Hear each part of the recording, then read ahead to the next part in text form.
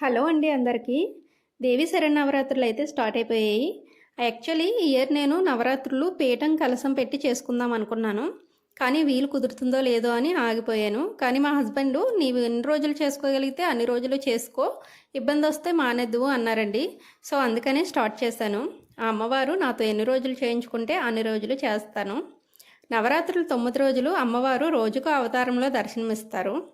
అయితే ఈ మధ్య సోషల్ మీడియాలో ఒక్కో అవతారానికి ఒక్కో నైవేద్యం సమర్పించాలి, ఒక్కో రోజు ఒక్కో రంగు చీరను ధరించాలి అని చెప్తున్నారు కదా. శాస్త్రం ప్రకారం అన్నీ ఉండి అన్నీ పెట్టుకొని అందంగా చేసుకున్న వాళ్ళనైతే నేను తప్పు పట్టను.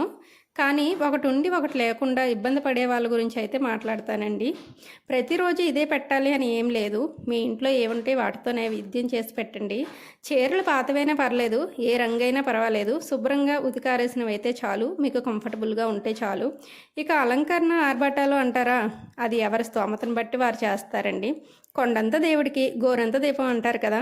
ఇవన్నీ మన సంతృప్తికి తప్ప ఆ జగన్మాతకు మనం ఇచ్చేది ఏమీ లేదండి, నిష్కల్మషమైన భక్తి తప్ప.